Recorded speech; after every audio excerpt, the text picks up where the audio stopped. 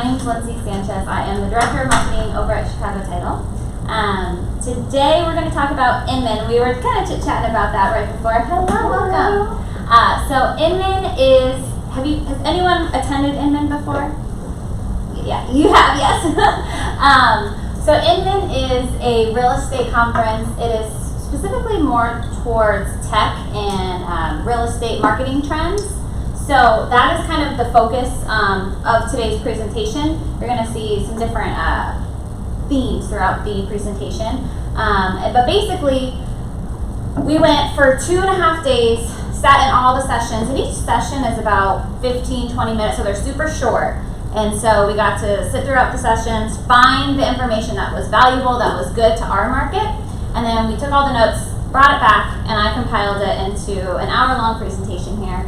So let's get started on the Inman Connect presentation. So today's agenda. So first thing that I noticed, everyone was talking about it, navigating the shift. Then it goes into our largest buying population today. What kind of marketer are you?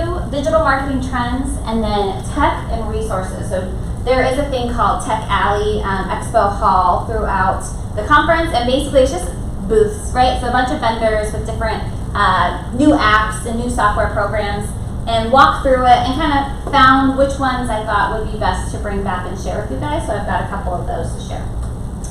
All right, so to start out, the very first speaker, he kicked off the entire conference, and he began just diving into where are the iBuyers today throughout this whole navigation of the shift that is happening in our market. So he started off by saying Opendoor lost $1.6 billion since 2017. Zillow's lost 1.5, Compass has lost 1.7.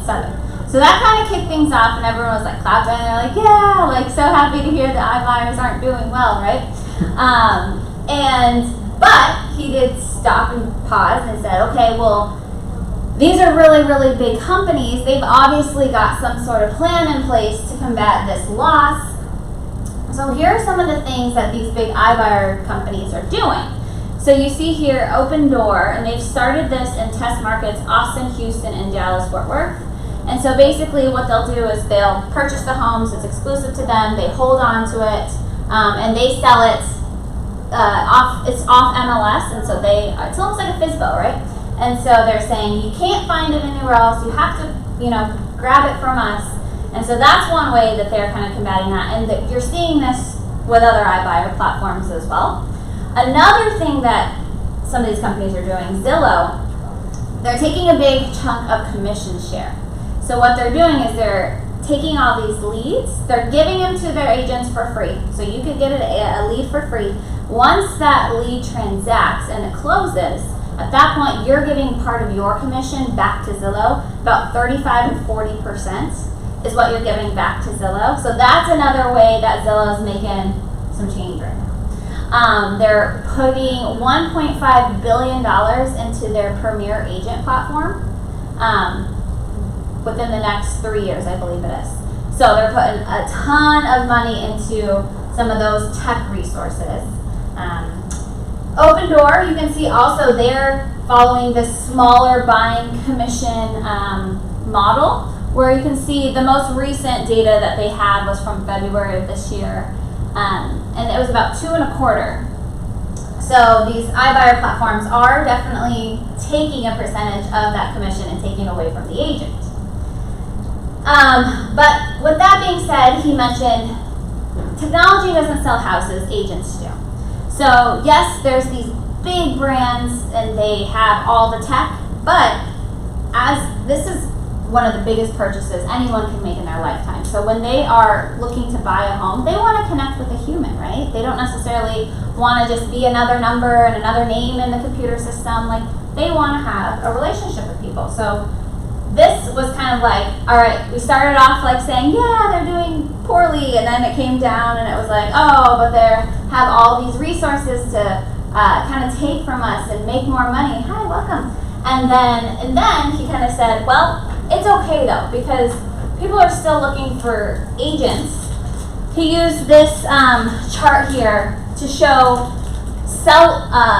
listings that have been sold and what was the source, right? So agents, 90% of the sales. And then you see this is going to be your FSBOs, and these are going to be your iBuyers. So the agents, 90%. So still really, really high. People are still wanting to use agents. These are for buying methods. Buying agents, 87%. And then so forth. You can see the smaller numbers down there at the bottom. So great news.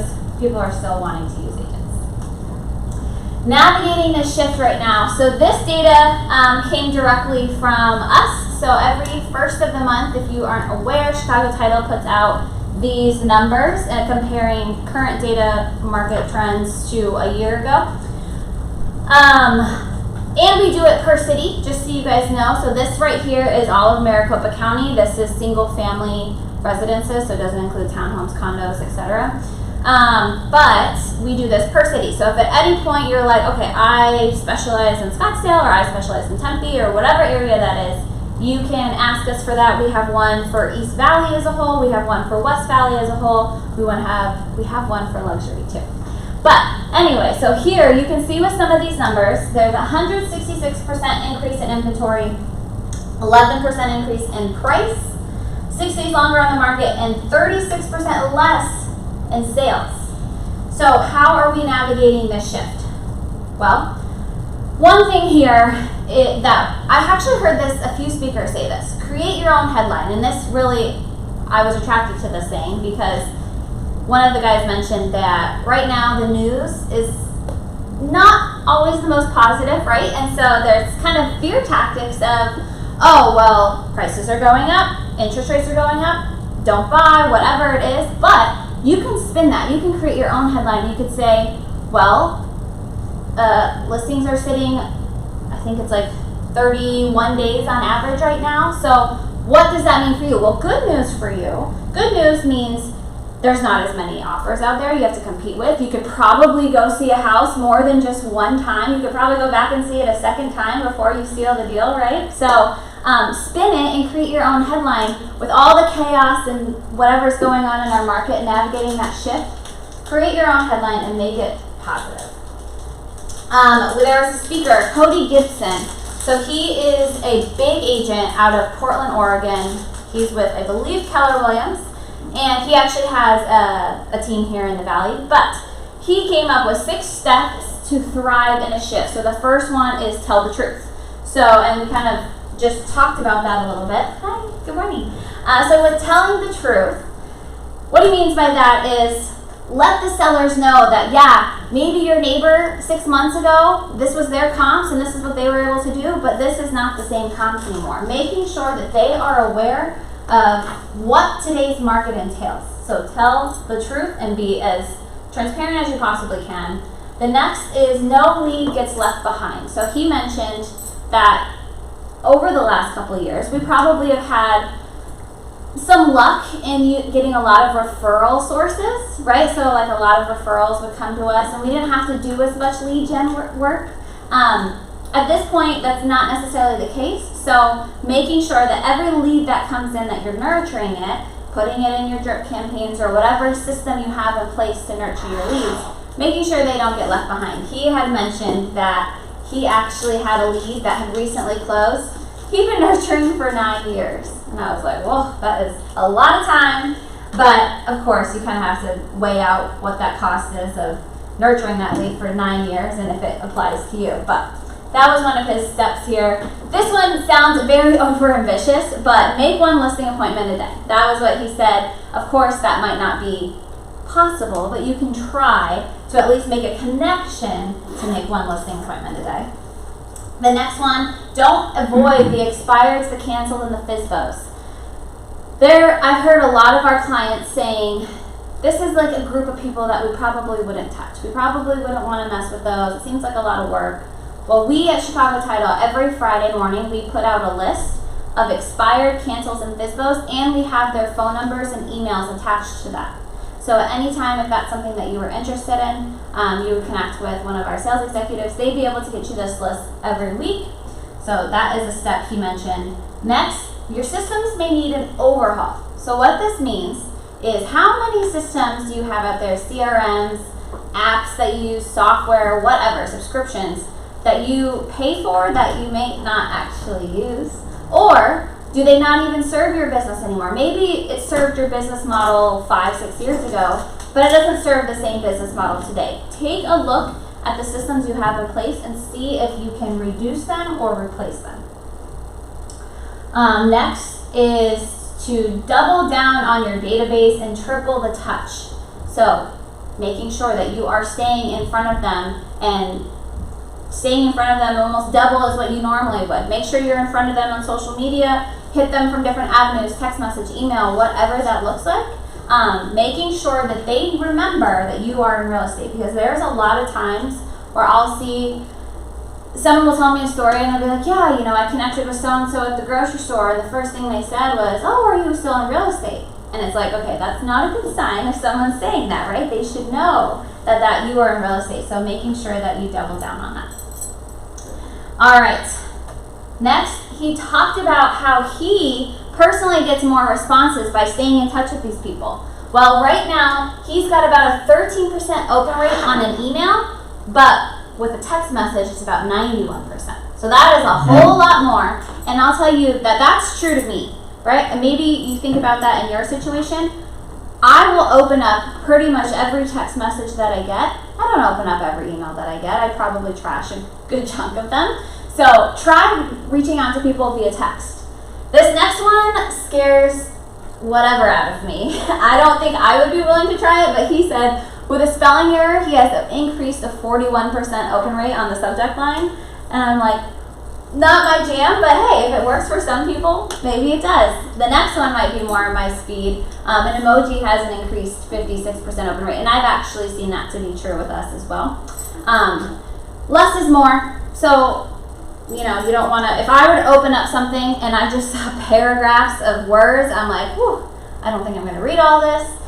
So keep it short and sweet. And then lastly, he said, don't use a script, which is so true, because I have seen plenty of scripted emails or text messages or whatever, and you can tell right away. You're like, okay, you just interchanged my name out there, and it sounds super formal. I'm like, I know this is not how we normally communicate. So ditch the scripts there.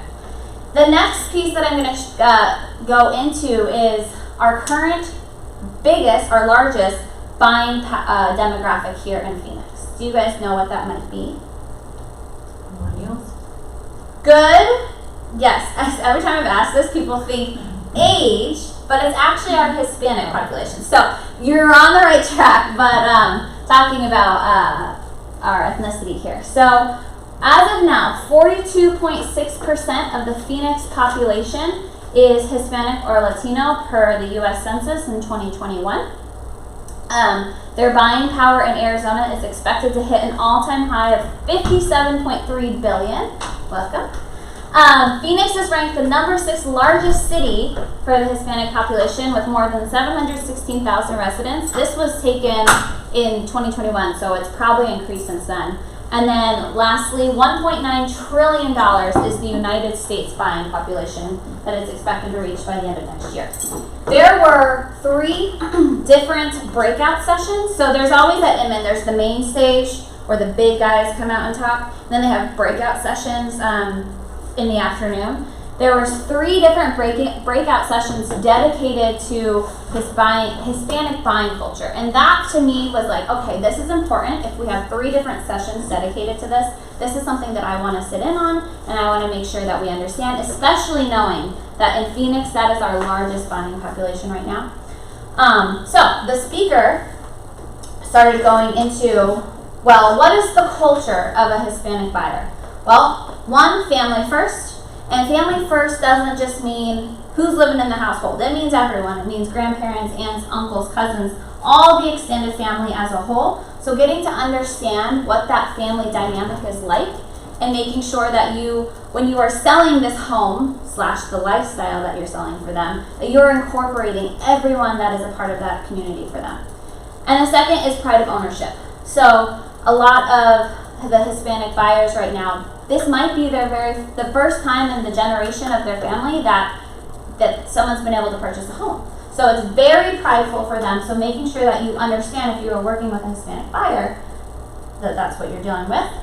Just so you know, at Chicago Title, we have Spanish-speaking escrow officers, we have resources, we've got buyer-seller guides, we've got a relocation guide, we've got tons of flyers that are all in Spanish. We also have, if you guys have used our Chicago Agent app, which is the net sheet calculator app, that all transcribes into Spanish as well. So we have lots of resources available for our Spanish-speaking buyers and sellers. So make sure that you are taking advantage of that if you are working with a Hispanic buyer. So win them over. This is the tips that he gave, and that he works with 95% of the clientele are Spanish-speaking clients. He said, this is how I am able to win my clients over. One is don't lie. He said he has countless times worked with people that have come to him and he's flat out said this is the truth, and he's like, well, my last lender said this, or my last agent said this, and there's been so many lies kind of told to them that they don't seem to trust anyone. So just be as transparent and honest as you can. Give more to the community, not just meaning the local Phoenix community, meaning their the Hispanic community as well. And then lastly, the tip that works really, really well for him is to write all questions down. So whenever they're having a conversation, he wants to make sure he is physically writing it down rather than just kind of giving the head nod and saying yes. He wants them to feel heard and understood. So that is what he does. Those were his tips on how to help us win over our Hispanic buyers and sellers. Now we're going to shift into the marketing piece. This was a big chunk of where I spent my time since I do marketing. One of the sessions was what kind of marketer are you? And before I get into this, there's not a right or a wrong type of marketer you can be. It's just simply understanding your personality, understanding what speaks to you, so that way you're picking the right avenues of how to market your business. 85% of real estate agents are the networker, meaning they primarily will work with social media, content marketing, and the biggest relationship marketing. So that's going to events, handing out business cards, meeting people face to face. That is the relationship marketer. The right side is our prospector. So that is somebody who may be behind the desk a little bit more, working on their computer. They're going to do really well with search engine marketing. So that's Google, pay-per-click ads, portal platforms, Zillow, Realtor.com, and then your print marketing. So that might look more like a farming mailing campaign. So again, what they said was there's not a right or a wrong, but it's good to understand which of the two you are, because regardless, you want to create value-based content, and when you're creating your content, you need to know which method, which avenue that you're taking. So what we mean by value-based content here is making sure every time I post something, and I know a few of you have sat in some of the classes here that I've done in the past months, but every single time I post something, I think, is someone going to share this with one of their friends, or are they going to save it to come back to it later? I wanted to check one of those two boxes, because if it doesn't, then I'm not creating any value. So if I were to say to somebody, Happy Halloween, like if that was my post, right? I've got a cute pumpkin and leaves and it's pretty, but I say Happy Halloween, that does not provide any value to anyone. People are like, cool, like Happy Halloween, that's great. But that's not creating any value. So what I might want to do instead is maybe I say, these are the top neighborhoods in Scottsdale to trick-or-treat in, right? So that I am telling people it's Halloween, Happy Halloween, but the value I'm providing is telling people where are the best places to trick-or-treat, or maybe it's the biggest pumpkin patches to go to throughout the season. So that's what I mean by value-based content. Think about, does it motivate, does it educate, and does it inspire? So those are some questions to run through your head when you're creating your content.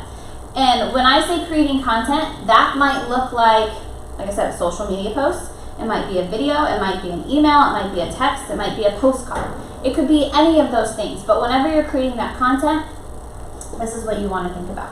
One little side note that I know I've seen a few people working on right now, but not as many as I would think, is think about right now the football season's about to start, and so Cardinal Schedules. If you do any sort of mailing campaign, those are actually one that I've heard that people don't really throw away as much. A lot of postcards get thrown away. But if you were to put a Cardinal schedule onto that postcard, people might stick it on their fridge, bulletin board, hang on to that. And then if it's got your branding at the bottom, you've got September all the way through December that they're going to keep that up there throughout the duration of the football season.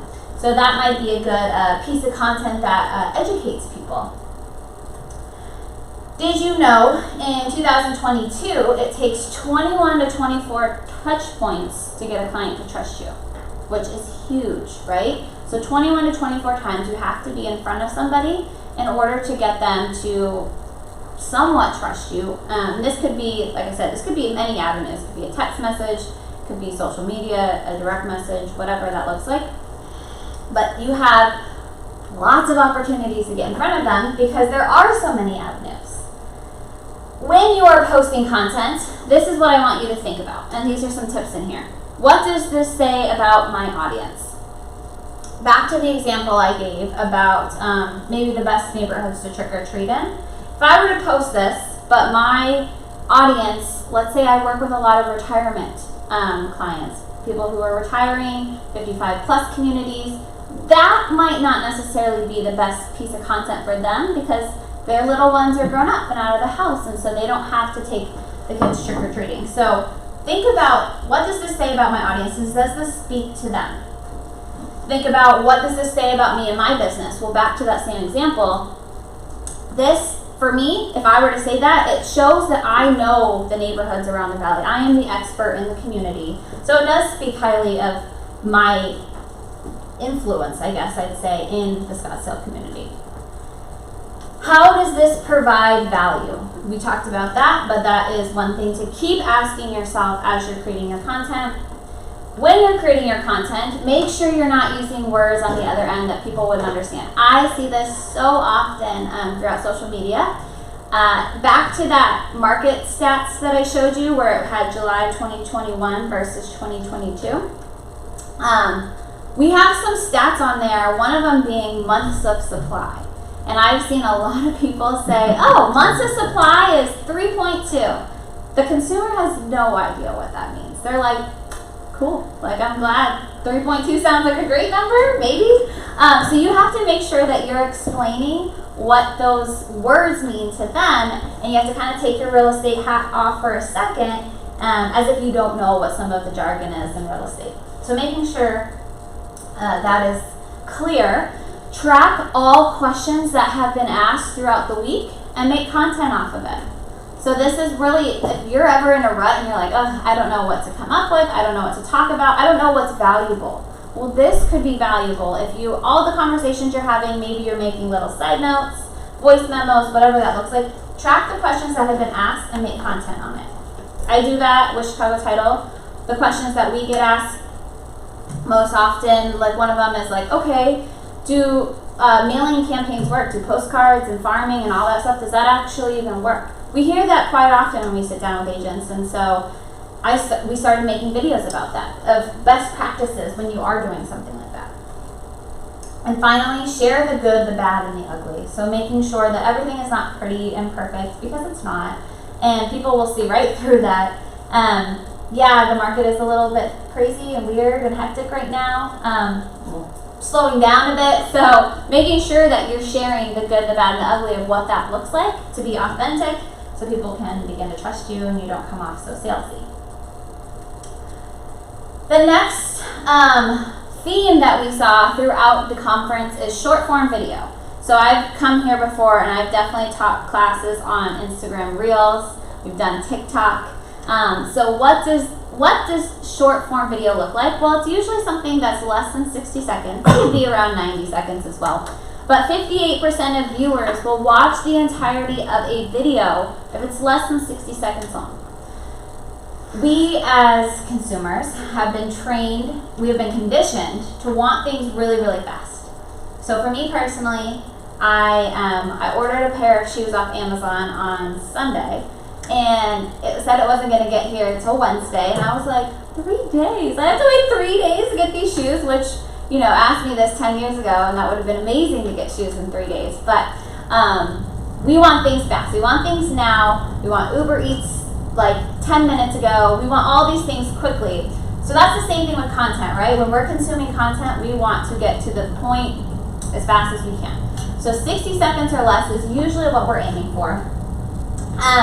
With the different platform types, these are the optimal lengths right now. And you'll see when you look between Facebook and Instagram, Stories applies to all platforms, TikTok, LinkedIn, and YouTube. Aside from YouTube, for the rest of them, around 30 seconds is going to be your average. That is what's performing the best right now. Of course, if you've got really good content, you've got a lot to say, it doesn't hurt to go to 90 seconds or whatever, but try to get your message across as quickly as you can.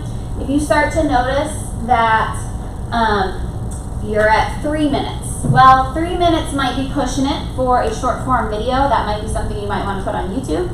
But what you can do is dissect the video and say, okay, well, I've got 3 bullet points that I gave in this video. Let me break it up. We'll do 1 this week, 1 the next week, and 1 the following. So that way you're kind of keeping people, enticing them in and say, okay, well, if you want my next tip, make sure to tune in and see what I have next week. So short and sweet, short to the point. Short form video tips. So if you have not done video before and you're trying to get into it, I personally am a little bit camera shy of putting my face out there, but I'm trying not to be. One of the tips to break that is to do a one-to-one video. So maybe that means I send a video, I film it on my phone, I send it to Morgan as a text message, and I'm connecting directly with her with my face. That's my brand. I'm able to connect with her through video. But I don't have to put it out there for the public. I don't have to be vulnerable, right? And actually people, I know personally, if someone were to do that to me, and I received a text message from Morgan, and I see it's a video, I'm gonna play it because I noticed that, I'm curious. I'm like, well, what is this about? And then I'm likely gonna respond to it because I'm like, okay, well, Morgan just took, some time out of her day to make a personalized video message for me. Well, I feel guilty and I need to return the favor and I need to respond. So that does really well. Use the word you in the first sentence to make it more personal. People like to talk about themselves normally, but make it about the end user, right? So if I were to tell you, I'm going to be talking about 4 short form video tips today that help me in my business. No. What I want to say is these are 4 tips that can help grow your business by X amount percent. So use the word you. Hook the audience within the first 7 seconds. This goes for all platforms. You want to be able to make sure that in that first 7 seconds, you're not, hi, I'm Lindsay with Chicago Title. Today we're going to be talking about. That's the first 4 seconds that I just wasted with nothing. There's no good information in there. Nobody cares what my name is, what I do. People want the meat of the content. So if I were to say, these are 4 short form video tips that are going to increase your reach by 50%. First 7 seconds, I'm telling you what you're going to get, how it's going to value you, and that's hopefully my hook to get you to watch the full duration of my video.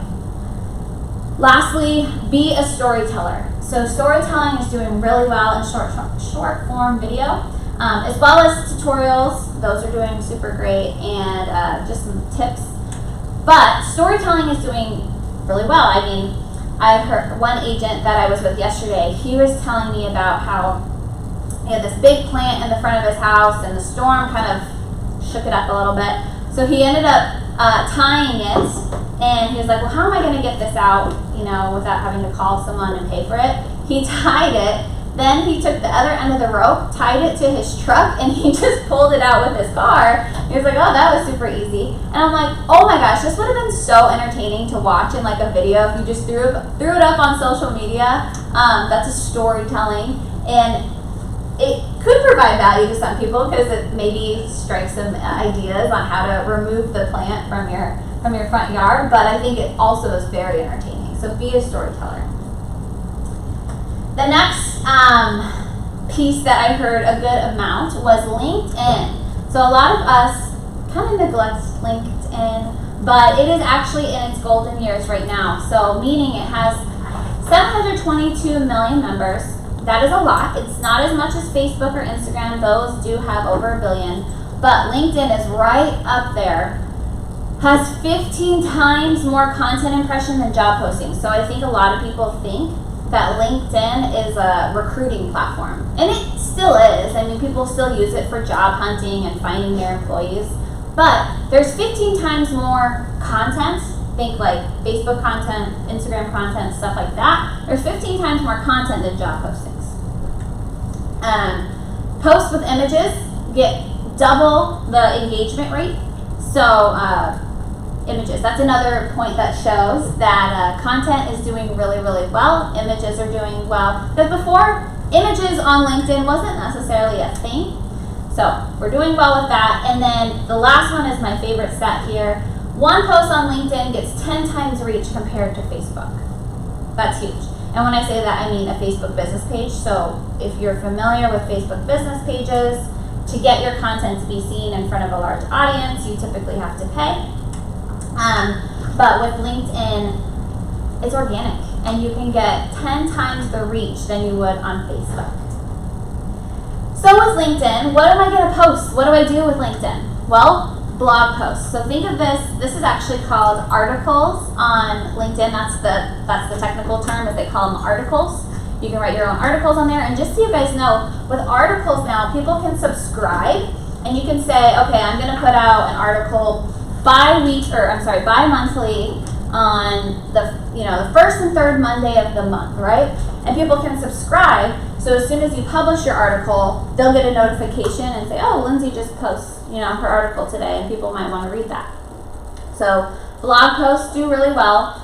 Third-party content, if you guys, I'm sure you've seen, oh my gosh, Arizona has tons of news about what new companies are coming out here, what new buildings are being built, all the things that are happening valley-wide. There's so many news articles about that. You can post it, but what I want you guys to do is always put your spin on it. A lot of the times, and I see this on social media with Keeping Current Matters. Keeping Current Matters, I'm sure you guys have seen that account. They've got really good real estate information. But people will share it, and then they put no context around it. So as a consumer, I don't know what any of this stuff means. Make sure that you're putting your take on it and what that translates to the consumer. The third thing to post on LinkedIn, native video, so meaning I take my raw video file and I upload it directly into LinkedIn, and also photography with text. And then lastly, polls. So this one is one of my favorites because it's so easy. Think of if you were on Facebook and you were doing a status update. You go to the top, you type in the text that you have in that top bar. Same thing with LinkedIn, but there's a button for polls. And polls are doing really, really well because they're so easy. They're so mindless. If I were to sit there and say, is anyone going to any of the Cardinals games this year, right? I can do yes, no, maybe, or how many games do you plan to go to? It's mindless, right? So I don't have to think very hard. I don't have to come up with a whole caption and response to respond to this. I just say yes or no, and then I get the responses.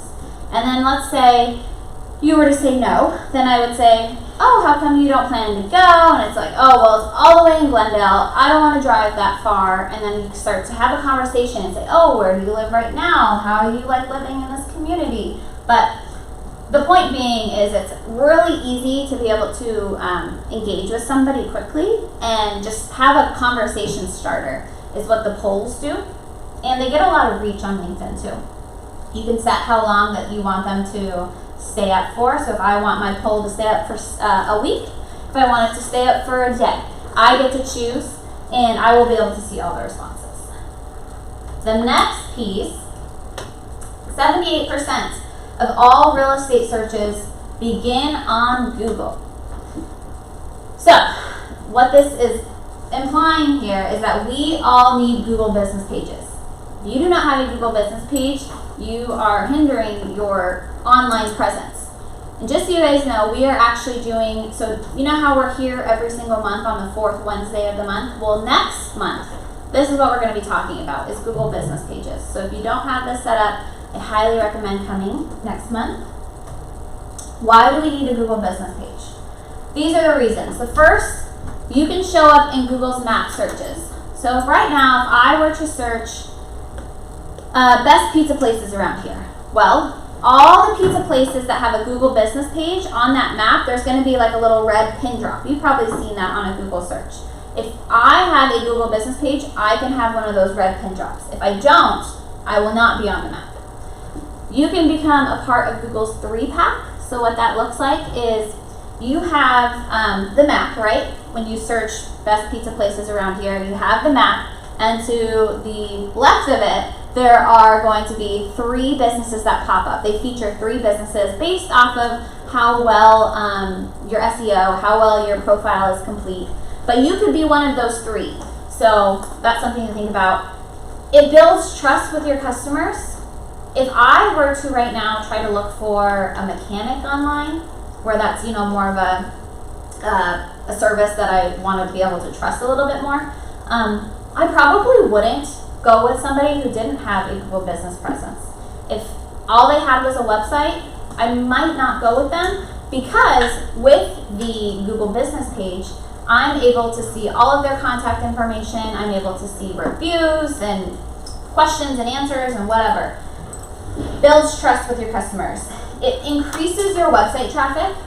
So you're always going to put your website in your Google business page, and that just helps you be found a little bit more. People can come to your website a little bit easier, receive insights on your customers. This is my favorite. So it will show me what time of day are people clicking on my page. Once they're there, what's their next step? It'll tell me, do they call you? Do they go to your website? Do they look for directions on you? It's kind of creepy, but it shows so much data. Where are they coming from? What age demographic are they? So you get a lot of insight into who's looking for me on Google. The next is it allows you to rank higher in a Google search. So if I were to type in top Scottsdale real estate agents right now, thousands, right? There's going to be thousands and thousands of you guys in there. But by having that Google business page completed, and you begin to build and grow with it throughout the months, years, you can eventually just get higher and higher and higher. So you're not on page 54, right? You're closer to the front. Why else do you want one? Well, the reviews will boost your appeal. Whether you have, I don't even personally, and this may vary, you know, per person, but I don't need to see 5 stars everywhere. If you have 4 stars, bless you, if you have 4 stars, I'm okay with that. But I just want to see reviews. I just want to see that people have had some sort of experience. And with that, I want to see the business owner responding to those reviews. So there could be somebody who gave a 1 star, but if I see the manager or the owner has responded to that, it's so much more credibility to me, because I see that they're trying to, you know, make it right. There was one business I came across, all the negative reviews. The owner like trash talked them back, and they were like going back and forth. I was like, not a good look online, but okay. But making sure that you have reviews on there. Get ahead of your competitors. You're going to be able to be found a little bit easier than people who don't, and it's free. So that is honestly a really good reason to create a Google business page, is you don't have to put any money into it. Alright, so now we're going to move into the last part, and this is going to be all of the technology that, the booths that I was talking about that we looked through. These are some of my favorites. Have any of you heard of Cutie Pasta? No, this one was new, so I was pretty excited about this. What this one is it's an app that you would download on your phone.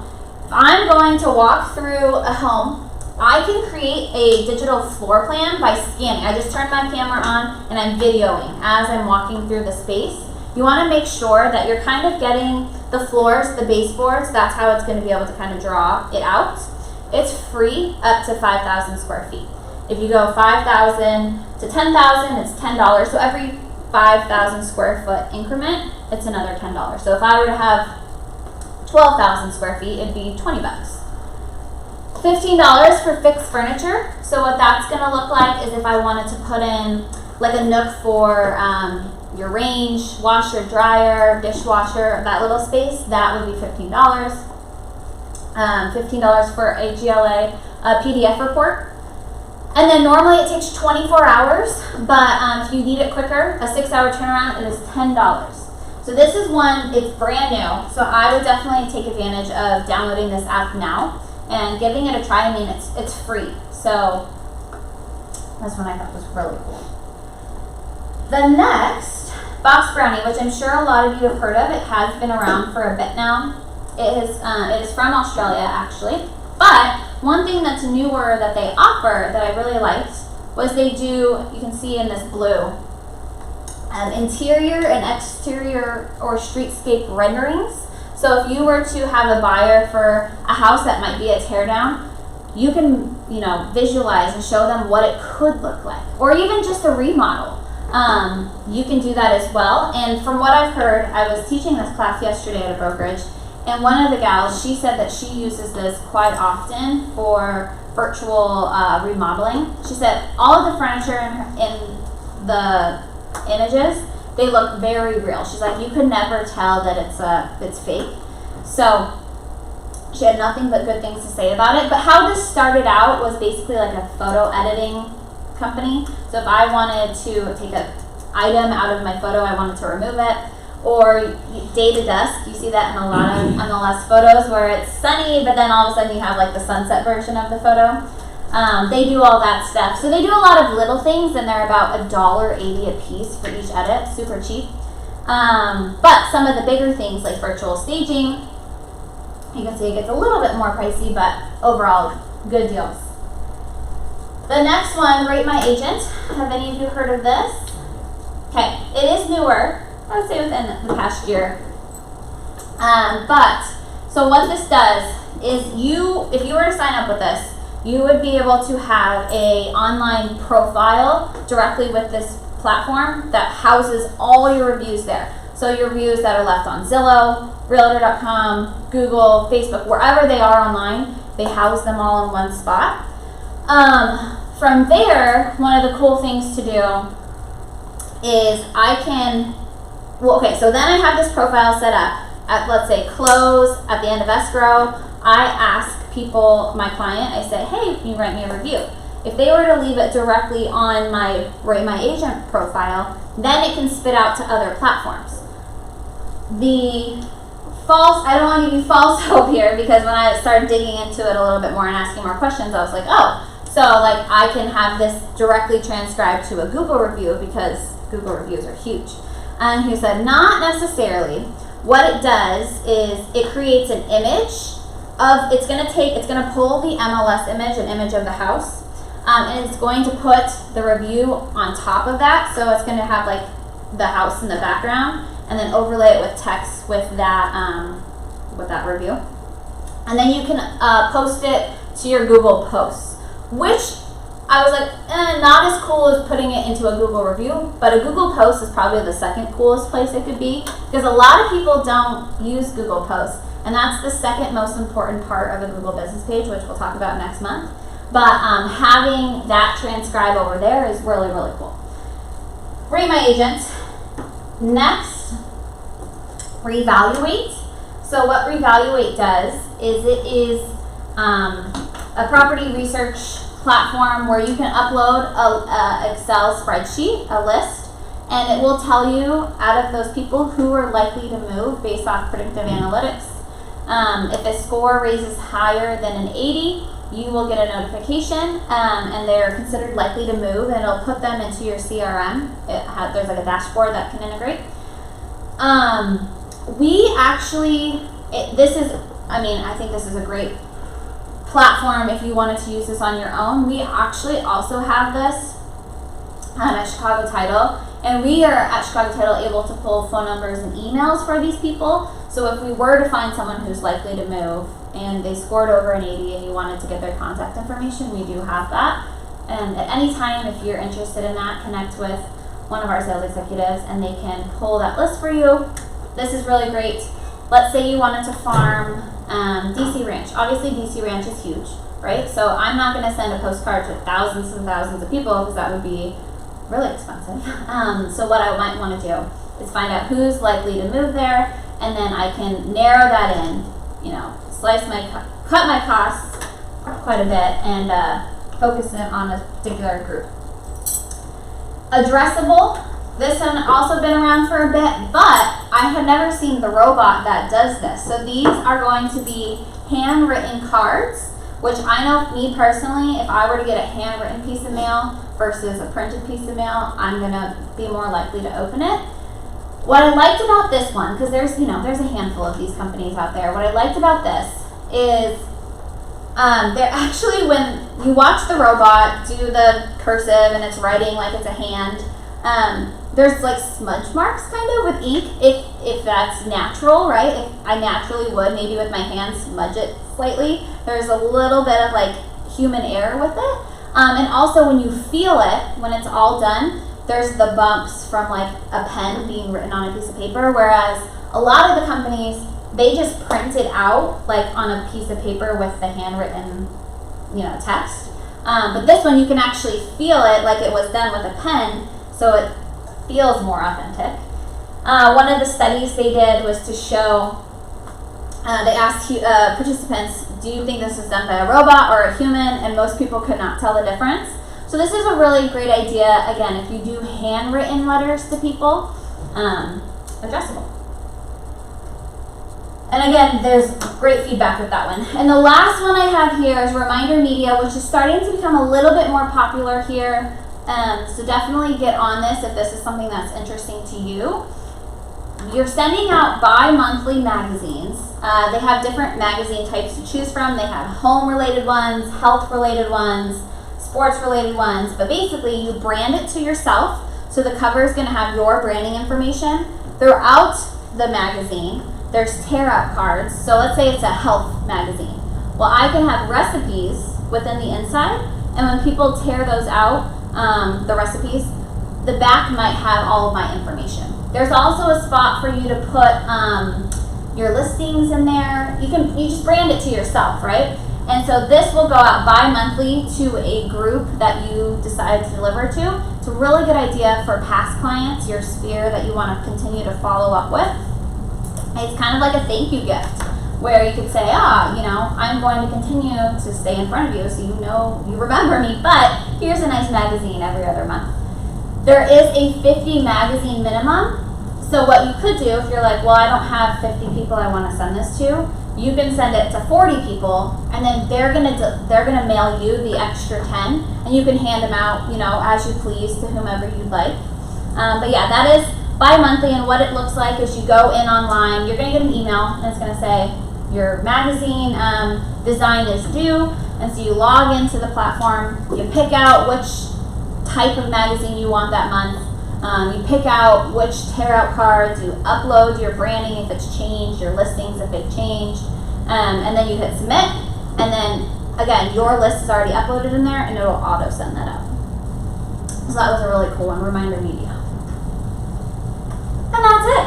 I feel like I just gave you a ton of information at once. Any questions about any of the things, or anything at all? No? Yes? For reminder media, it was bi-monthly. Do you have an option to do it every month?